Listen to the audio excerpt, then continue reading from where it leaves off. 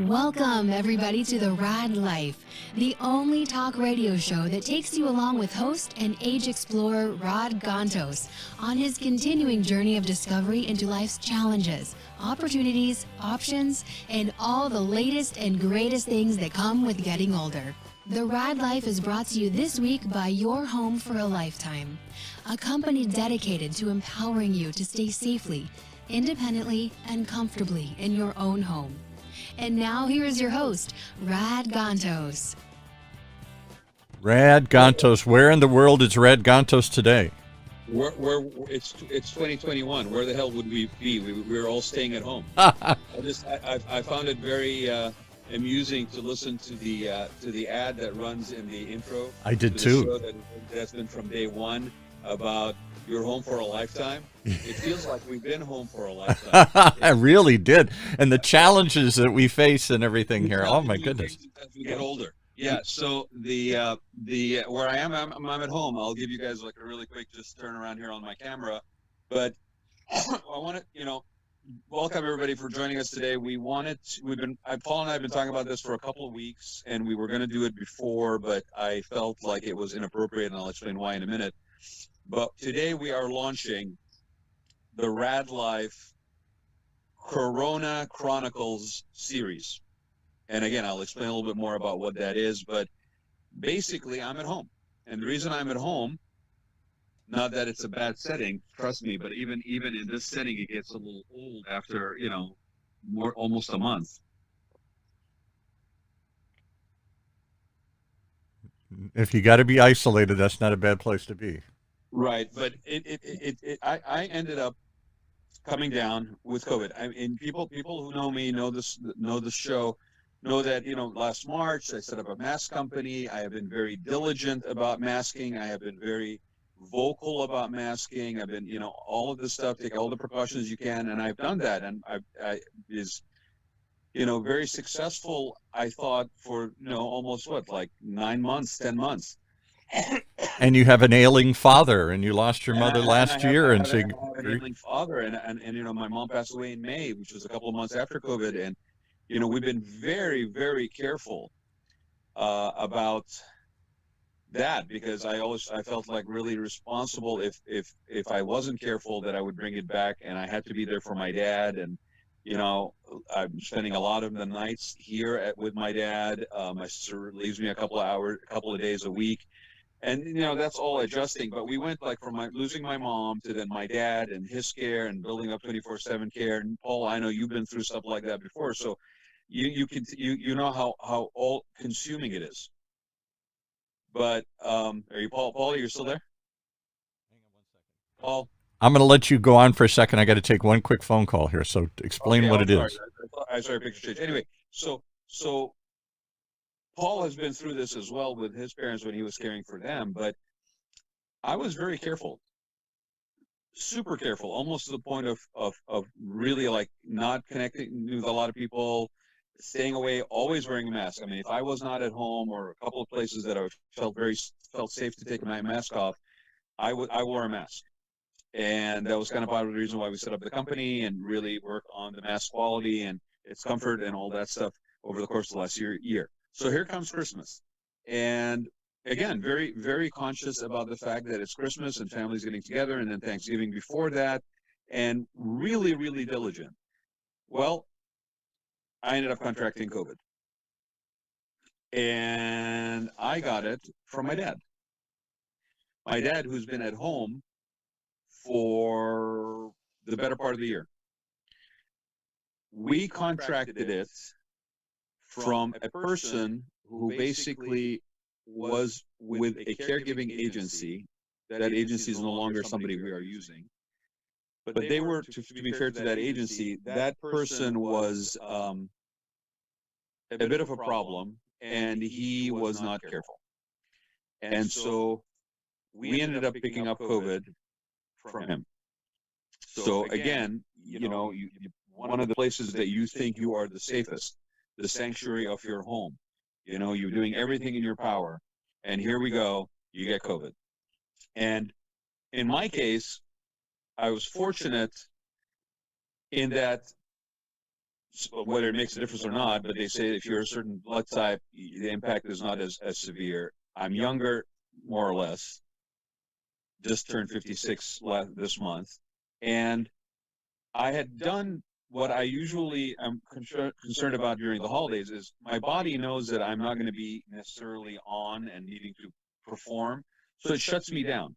So knowing that I cannot be shut down this year because of my dad and needing to be there for him, I went and I got a what they call a Myers cocktail IV drip right after Christmas, between Christmas and New Year. That's basically an immunity booster. You can look it up on Google. Myers cocktail is what it's called. I think that helped me a little bit in having a little bit more of a boost of immunity. But even with that being said, I lost my sense of smell. I lost my sense of taste. The most annoying thing on the planet for me was not being able to taste. Aches, body aches, and a cough that's kind of persisted a little bit, but I think it's more habitual now. And that's what I'm being told by the doctors. And then we're just kind of working on deprogramming me from having to clear my throat all the time. So that was me. But my dad, we honestly thought we were going to lose him. Because your dad, just give a little quick background. Your dad obviously is aging. He has a bunch of health issues. He's in his 80s. My father's 86 years old. As most people of that age, he has some chronic medical issues. And he honestly was doing okay. For all that he's dealing with, he was doing okay. And then this thing happened, and his oxygen levels dropped. We're now monitoring oxygen levels every half an hour, temperature every half an hour. We take him in for like blood work and all this stuff, thinking he's just basically not feeling well. Comes back. When we got tested for COVID, after the results had come back for my dad, all clear other than his chronic issues, we thought, no, there's no way, because his blood work just came back. His I don't know what, we did a cardiogram, all this stuff, everything was fine. So do you feel, and I'm tell me if I'm getting too deep and too close, because I don't, this is about being vulnerable and open, but I don't know how far we can go. There's a certain point, just to be fair, there's a certain point I'm not going to take it beyond, but go ahead. I'll let you know if you get there. Okay. Yeah. Just raise your hand or something. Sorry. I would wonder, do you know if you got it from him or he got it from you? Because you had caregivers anyway come in and help your dad. He has some cognitive issues and some other things. And no, and again, for the purpose of full disclosure, all the caregivers were careful, right? We in order it, and again, this is something that if you haven't been through yet, it's caring for a parent, and if you're fortunate enough to be able to afford to provide care for them in their own home, right, versus basically in a facility, which is not cheap, but it's more expensive to do it in your own home. In order to secure care over a period of 24/7, it took us about 5 months to do that. Yeah. And we had to use multiple agencies to do it, because you got weekends, you got shifts, you got people. And we narrowed it down to where we had about 4 caregivers that were coming through. And this particular one was from one agency, and the other ones were from another agency. Now, the ones from the other agency have been just stellar, okay? And I don't mind giving a plug to them. It's Bright Star. They've been stellar. They've been careful. They've been cautious. They have tested in advance. If anybody's not feeling well at all, they don't come in. And we were doing that. Like, we were making sure that we were on top of it. I think I got it, and there's no way of really knowing. No, right. The problem with COVID is I believe that I got it from my father, because that's the only person of very few people that I would allow myself to be close enough to without a mask. We haven't seen each other in months. You wouldn't come. We weren't coming in the studio. You weren't doing other things. I told you I wasn't going to come into the studio. I told you I wasn't going to basically, take risk, and not only for myself, but even more importantly, to be honest with you, for the people, my loved ones and people around me that I care about. Like no way I was going to basically put. So my question is, that must be hard to take and accept. Oh my goodness. I am of everybody wearing a mask, because I make masks. Oh my goodness, I've been taking extraordinary precautions and shutting down my life to protect my father and not to bring it into the house. My circle was very small. I was totally content and fine with it. To be honest with you, shedding a whole bunch of the bullshit of running around for no reason and all this superficial relationships, that's been a blessing of COVID. I mean, let's just call it like it is. These are the COVID Chronicles, so we're going to call it like it is, right?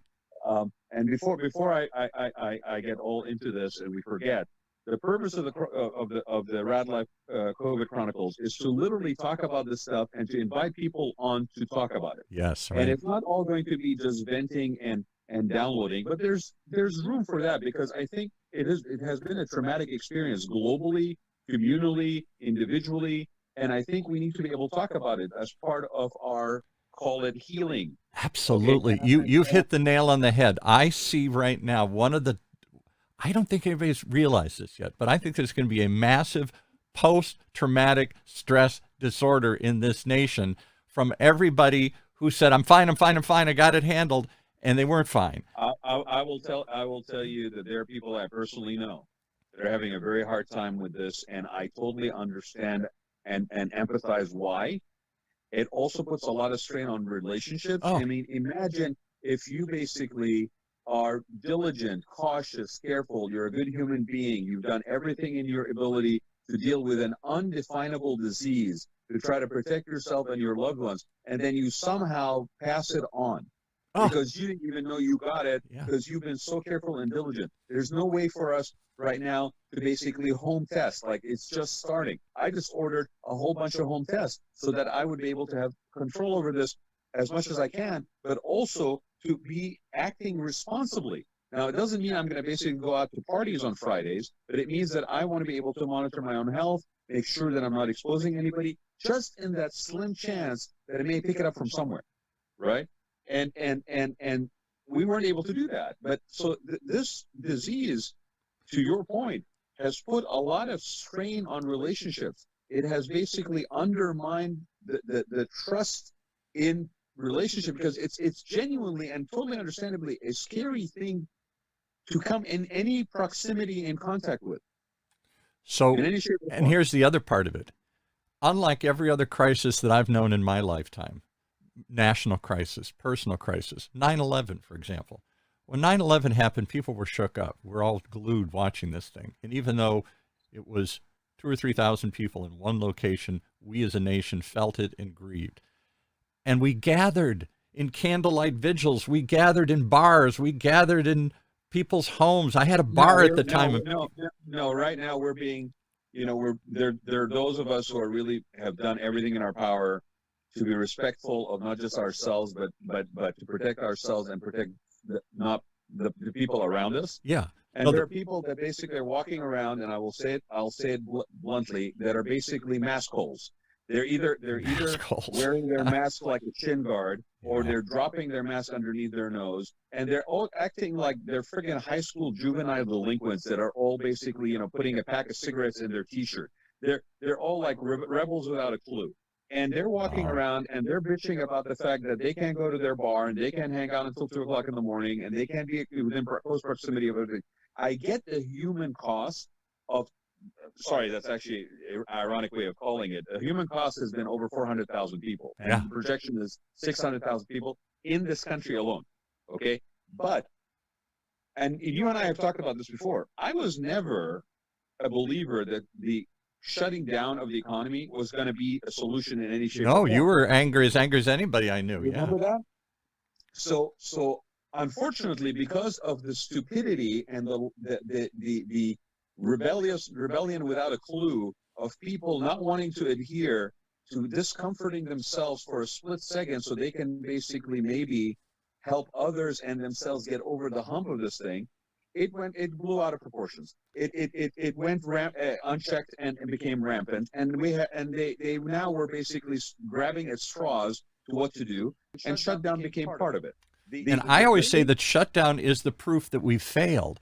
If we had been able to find it and isolate it, even aggressively, early on, it didn't have to spread everywhere. But it's only when we don't know where it is, we throw our hands up and say, shut it all down. That being said, Paul, it is what it is. Yeah, right.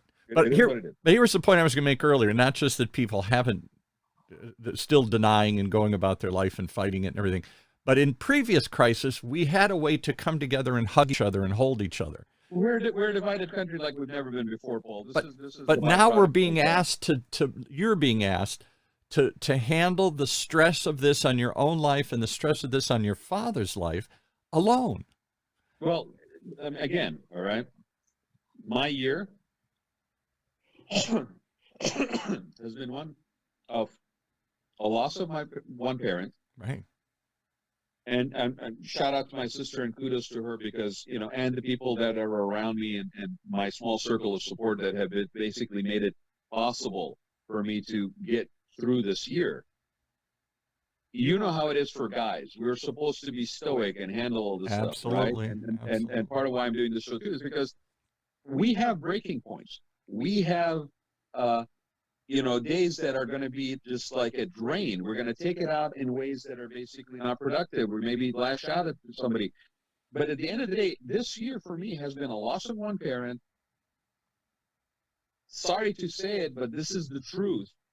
Watching another parent go through a living death because of Parkinson's and dementia, and now basically having had COVID, his Parkinson's levels have increased, hopefully temporarily, but we don't know. It could be our new normal, if you will.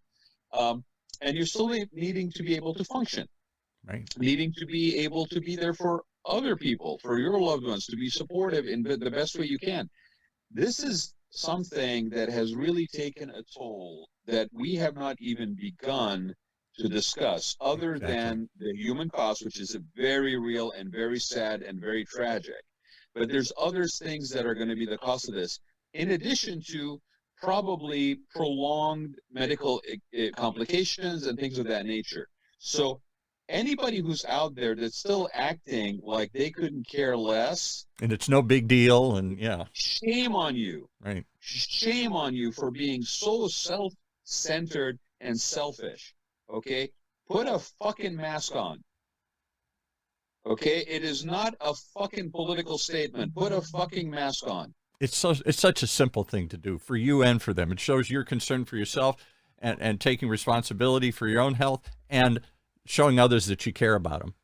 So with that being said, again, because I don't want to really get, I am upset. I have all the feelings in the world on this. I am upset, stressed, tired. Yeah.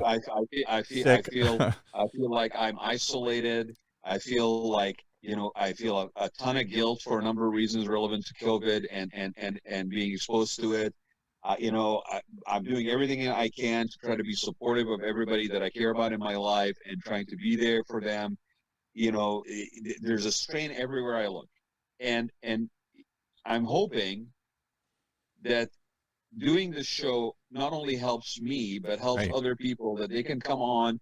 They know that you're not, if you're going through this, you're not alone. And being isolated in your own home, sometimes it feels like you're alone. That's my whole point. That's my whole point. We're forced to handle this one alone, apart. We can't embrace and hold. Everybody can't come over and cook you food and hug you and say, it's okay, buddy, you're going to make it. Right. Well, although I got to tell you, if I was around people that were being that self-righteous and selfish and self-centered, I don't really know that I would be able to control my tongue, let alone, show them another reaction. But so maybe a little isolation is not a bad thing. But it is very hard, because even if you have like your core unit and you're in the same home, right? After 10 months, the strain on those relationships is where's the measure of that? We haven't even measured that. People that that are single moms that are basically having to homeschool and work out of the home because their company has basically put them in a remote condition. Single dads, same thing. You got people that are unable to have their support system because they want to be careful not to expose their elderly parents to it, right? Just in case, or but at the same time, you still need to maybe get some help in the house if you're elderly. The person that brings you the food to the door, you're not, we used to say that, Meals on Wheels was not just a food delivery, it was actually a social component It for is. people. For my aunt, it Because, was. Yeah. It's the only person she saw the whole week. well, your aunt right now, if she was getting Meals on Wheels, that food would be left at the door. Yeah, right. She would not interact with the person who was basically bringing it in, that she now has a relationship with, and counts on those connection points and contacts as to see her through the week. And I counted on little Tony, who drove in there, to be the eyes and ears. She was 2 hours away for me. Yeah. Is she alive? Is she okay?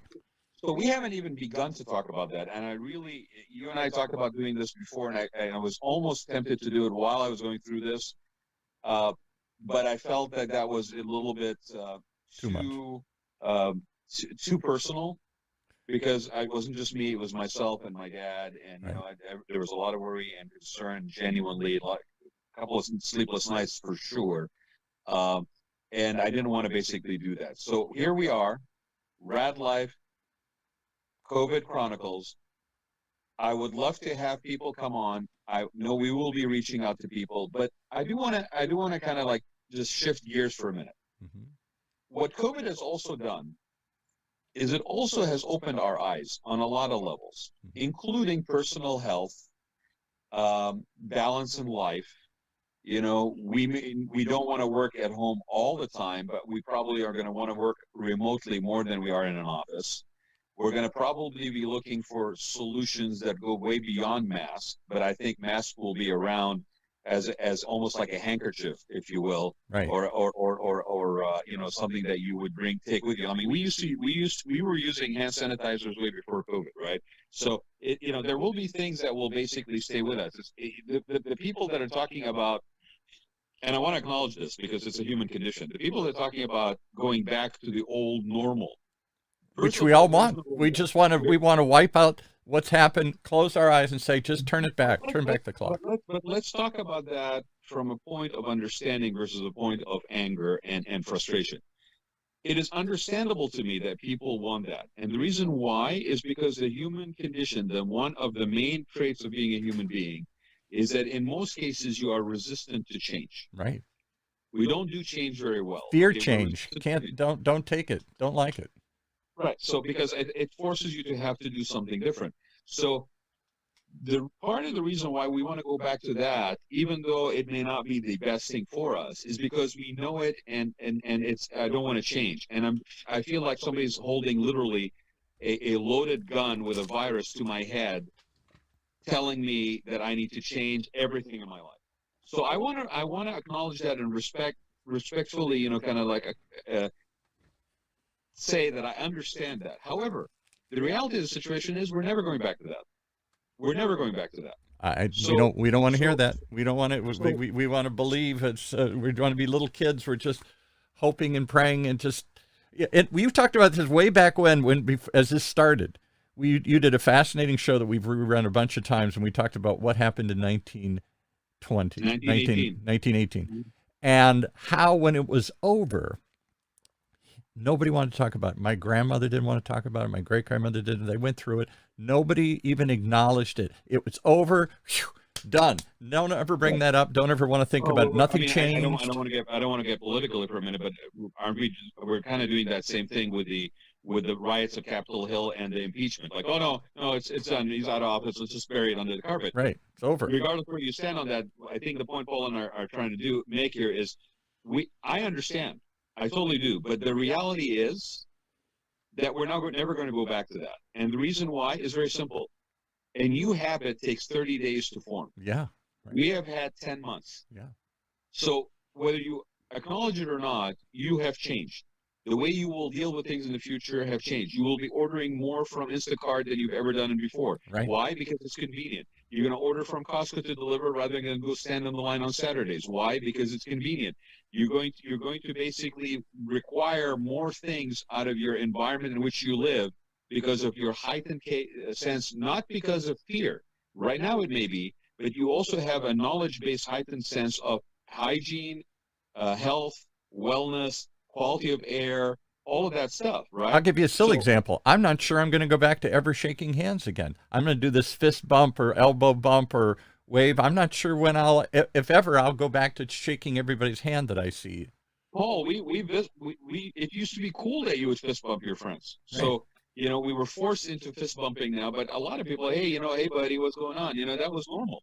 So I think again, to the point we're talking about, habits and behavioral patterns have changed. The sooner we accept that has happened, to whatever degree of acceptance you're comfortable with, the better. And I'll tell you why. Because it's not the new normal. Okay? New normal means that I abandoned something. I think what we need to start thinking about this is it's an evolution. It's the next normal. That's interesting. Say that again. It's not the new normal, it's the next normal. It's not the old normal that I want, but I'm comfortable and I know. It's not this new normal that's been forced upon me. No. We are past the point of being reactionary. At this point, we need to basically be proactive. And we said this earlier on Bomber shows too, right? We referenced it as being, do you have a bunker mentality or do you have a growth mindset when it's business related? We talked about it being sort of a creative pivoting, right? If you're a business, as a human being, as an individual, stop talking about it as being the new normal. And some people have had like a reverse reaction to even saying new normal. So don't call it new normal. Don't think of it as being something that has been forced upon you. At this point, you're not going back to what it was because it's been 10 months. We have been behaving in a different manner. Yeah.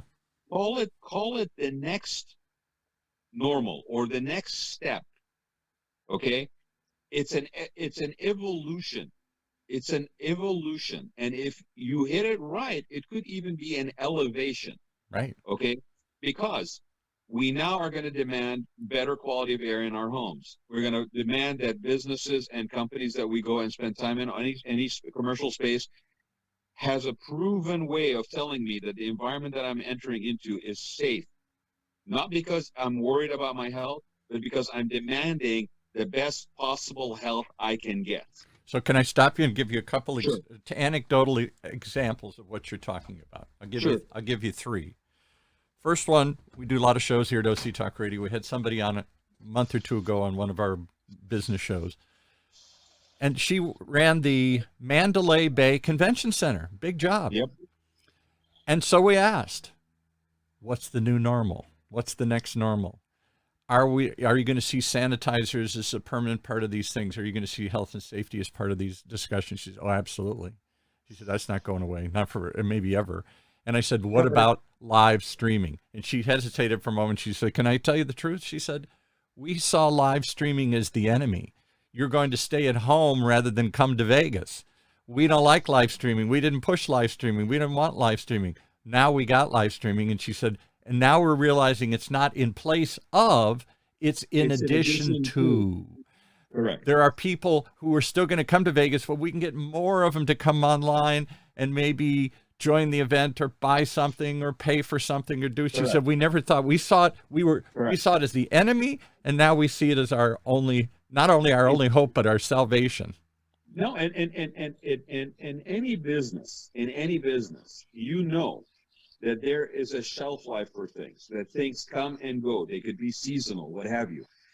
If you're a restaurant and you have not spent the time to develop a very sophisticated delivery system and a bunch of menus that are friendly to that kind of service, where it's not all liquidy and it's traveling in the car all the time. More tapas and little stuff. Promoted it, and promoted it, or expanded your offerings to where you are doing beautifully packaged meals for holiday season, for private events. It's not just the cake. It's not just being catered.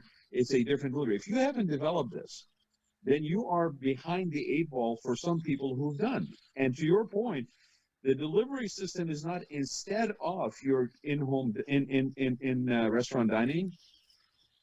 It is in addition to. Right. And when your restaurant dining comes back, you may decide, you know what? I'm going to cut down my square footage of the restaurant. I don't need all that seating to make my numbers work.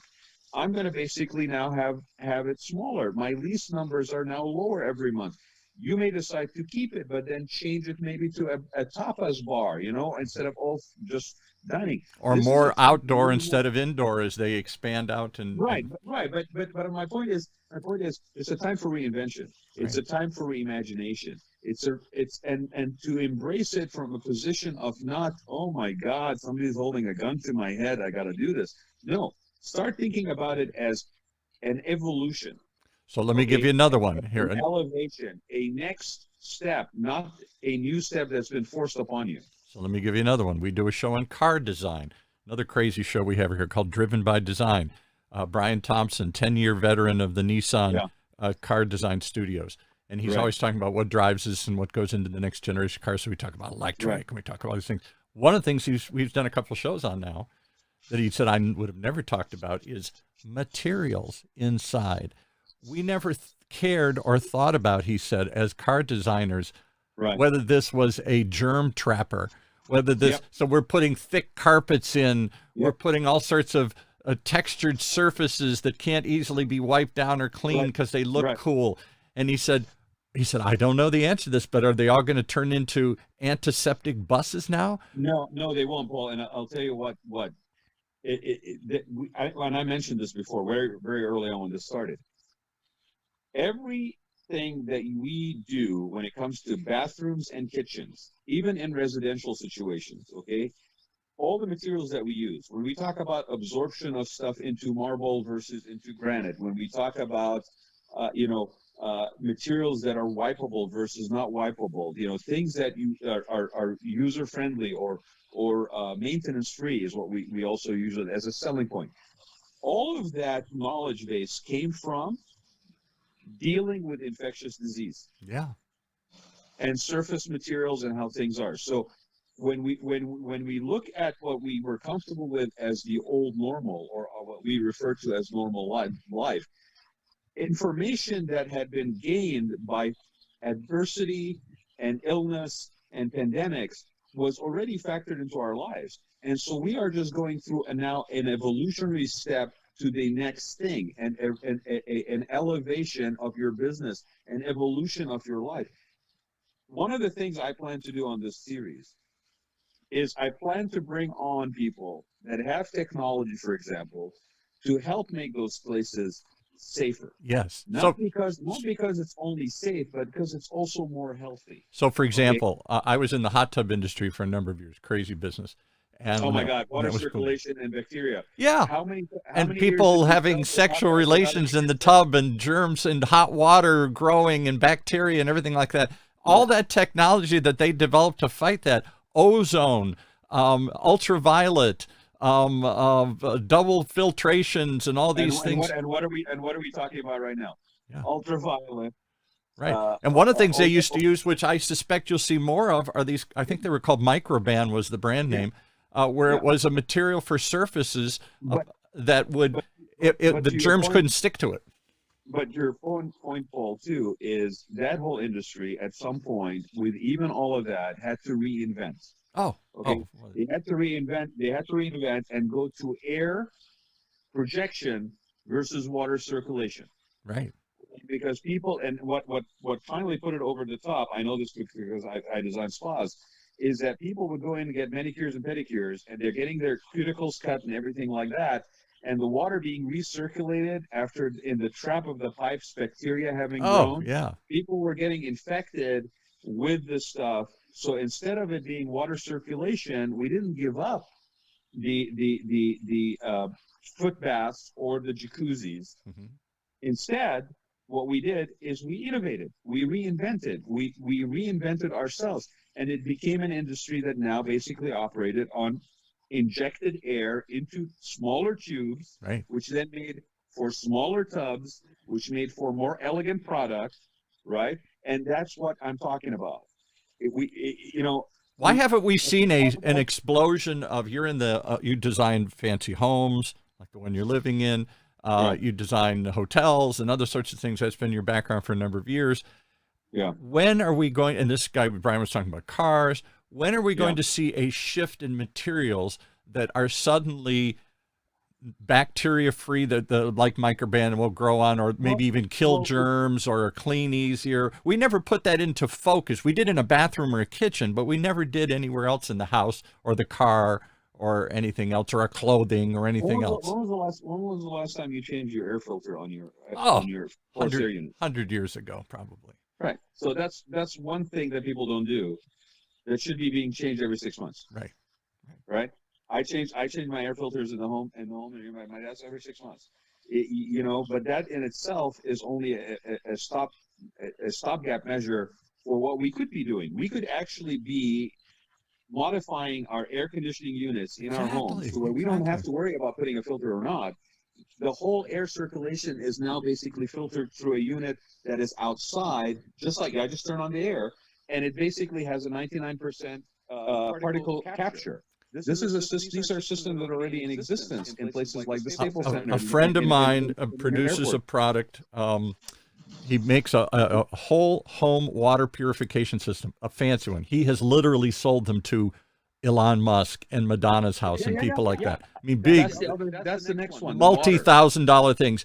And he came out of the hot tub industry, and he said, we use all the same stuff we used to clean the hot water. We use ultraviolet, we use reverse osmosis, we use special filters, we do all this kind of stuff. Ionization, yes, that's a big one for him. And we do all of this stuff, and we make every bit of water in your whole, and he said, it's not cheap, it's $100,000 system or something. But it is not as expensive as you think, Paul. That's the thing I'm saying to you. It's that the information is there. It's just that we don't know what we don't know. Right. And so right to your answer to the question that you asked, which is when are we going to see this stuff? Well, it's the normal thing that happens. Increase in interest, increase in interest driven by necessity, fear, worry, and then I get past the worry phase, and now I'm basically looking for an empowerment phase. How do I empower my life instead of basically operating this from fear? And now making decisions that are a little bit more long-lasting, more sustainable, more not immediately, let me get that air purification unit and put it in my home, in the room, and just basically huddle in that room on my own because that's the safest corner in my house. No. How do I get my whole house to function now? How do I, it's like I want hot water, so I have Insta-Hot system put into the house, right? Right. Okay, well, Insta-Hot system is a beautiful thing, but if your pipes are not correct copper, you're going to have little micro leaks, and all of a sudden you got leaks all over your house. So every growth. My next door neighbor just had that problem. He put it Insta-Hot upstairs because he wanted it faster, and it started leaking all over the place. Right, because the copper pipes, if they're not absolutely good quality copper pipes, they have impurities in them, and the impurities interact with the hot water that's running all the time, especially if you have a water softening system, and it breaks down that pinhole in the pipe, and all of a sudden you got little micro leaks. So why haven't we seen yet? It's been a year, coming up on a year. Because it's only been a year. Yeah. Because it's been a year of basically being,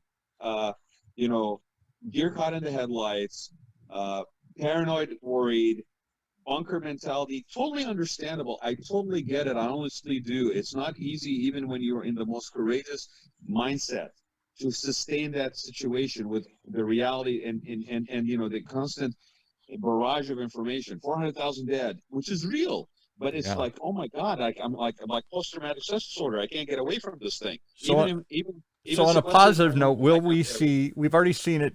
Many people have said this isn't going to change everything. It's just going to accelerate the change that was already happening. And I'll give you one example. Correct. And I believe that, but I think other things are coming out of this, which we would have never basically had to face.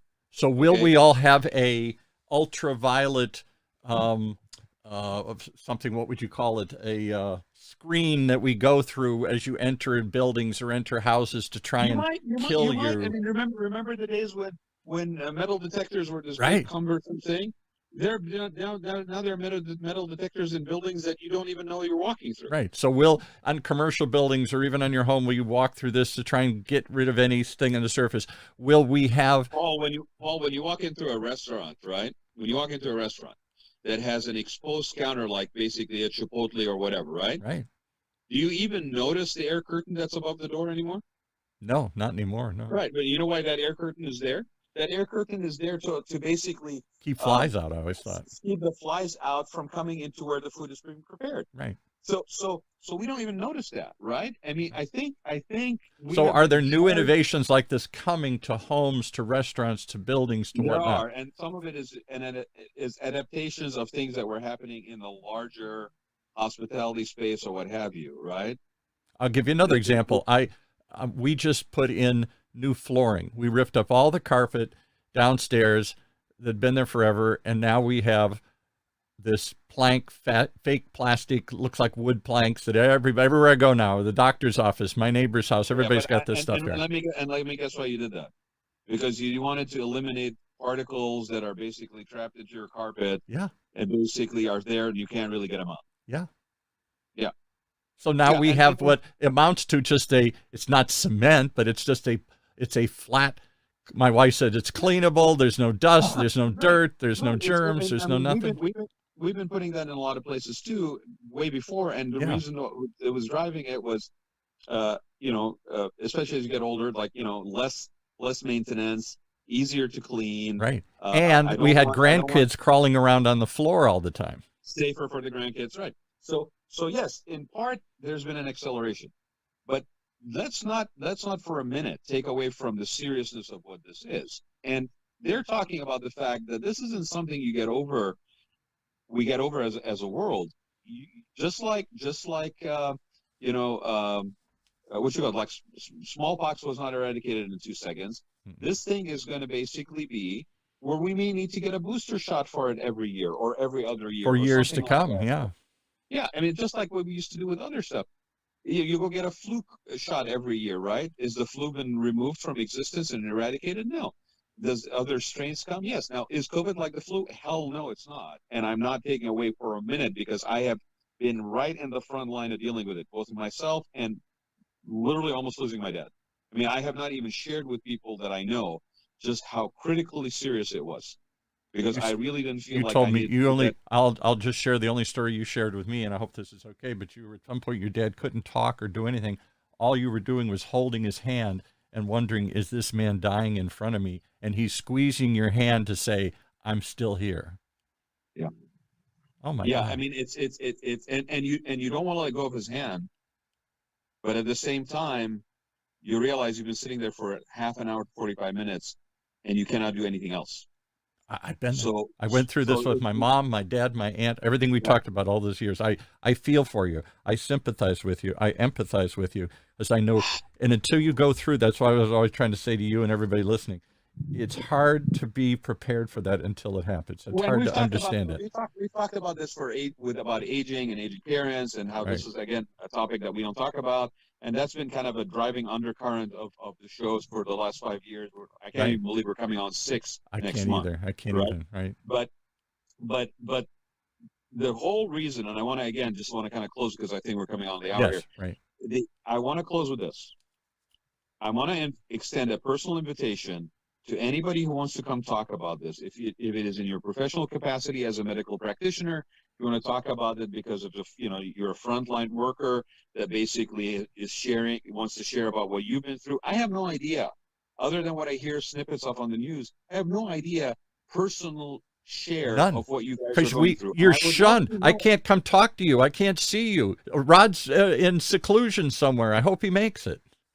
But I mean, the pressure on these first responders and the frontline workers that have had to be the conduit between family members and other people in hospitals that are dying, and they're having to be the surrogate connection point as the person is passing. Can't imagine. I mean, I have no idea what that feels like. So everything from that kind of level of human tragedy, human condition, human experience, if you're comfortable sharing it, please come and share it, because it's not just, I think, that, therapeutic personally to share another human condition, but also could be very helpful for other people. I was on a call on Sunday with a group of my friends from the alumni group from my college in Switzerland. I had people there was people from Switzerland. There were people from the East Coast. I was on the West Coast up in Big Bear.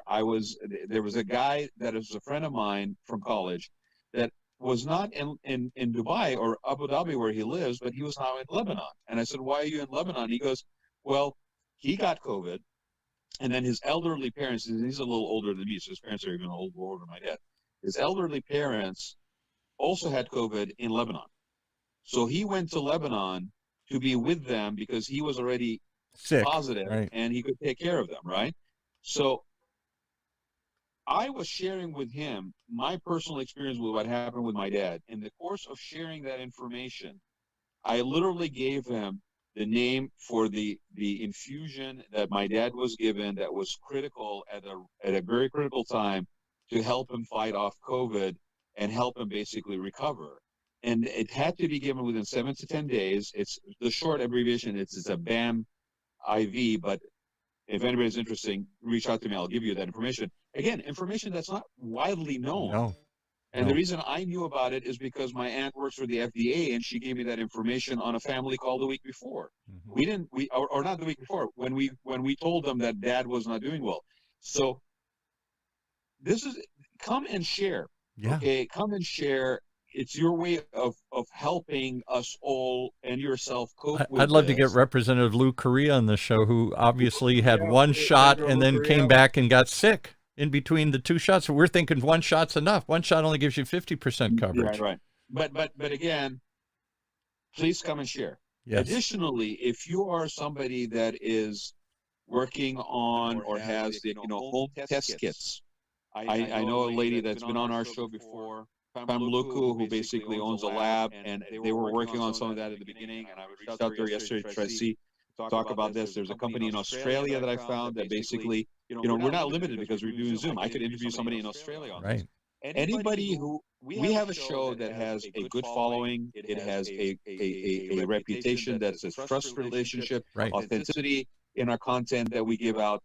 Please come join us and share. We're going to reach out to people for sure. But if you hear this, if you listen to this, call me on my cell phone, 949-212-8299. Drop me an email at the Raad Life, THERAADLIFE @gmail.com. Reach out to Paul on OC Talk Radio. Come and share.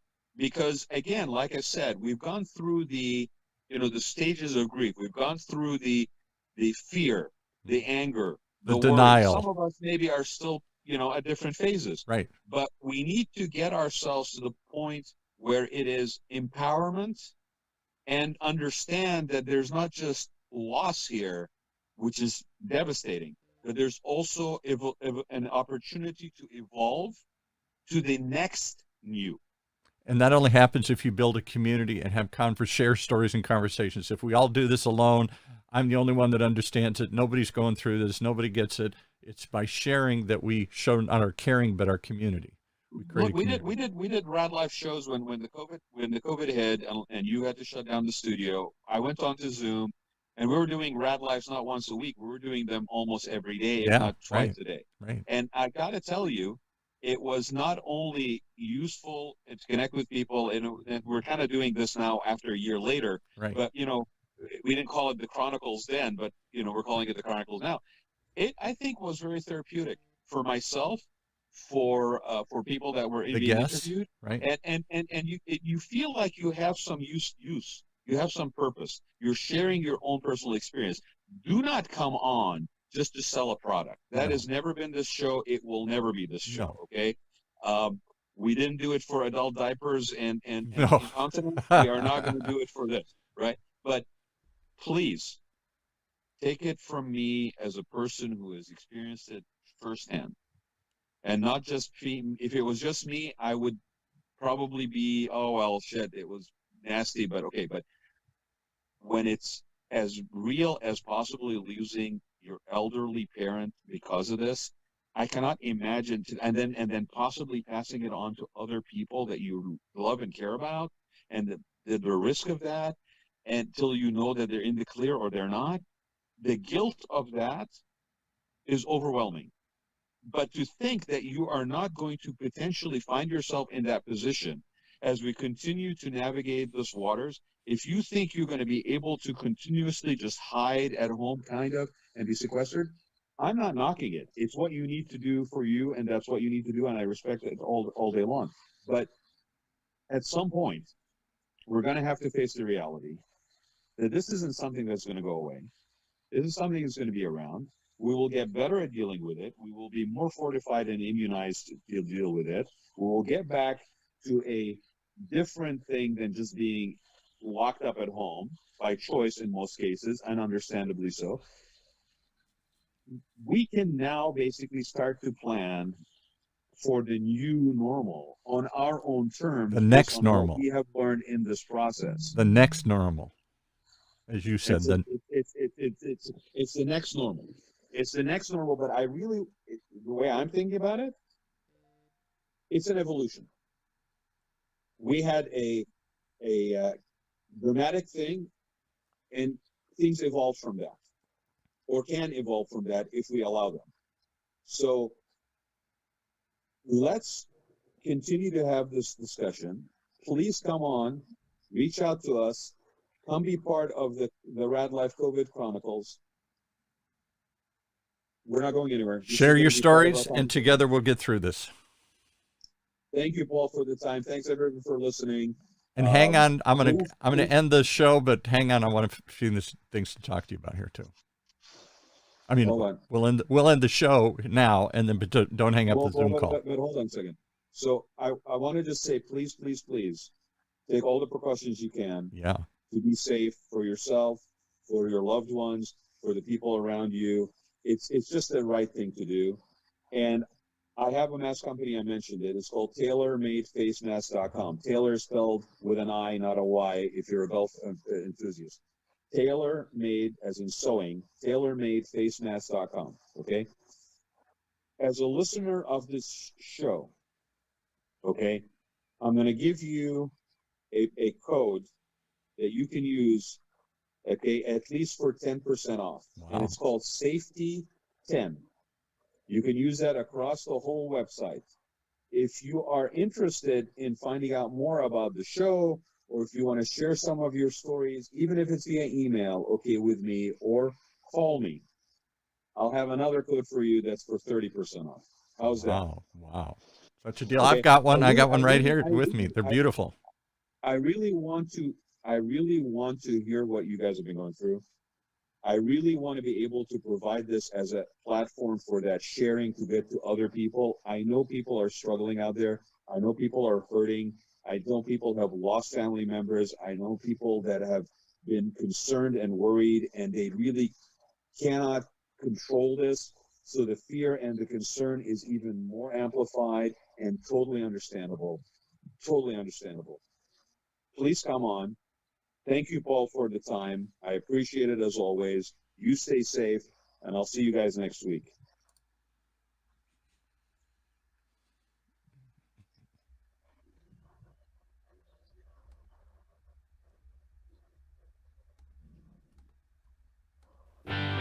You have been listening to the Raad Life Radio Show with your host and age explorer, Raad Ghantous, brought to you on the one and only OCTalkRadio.net.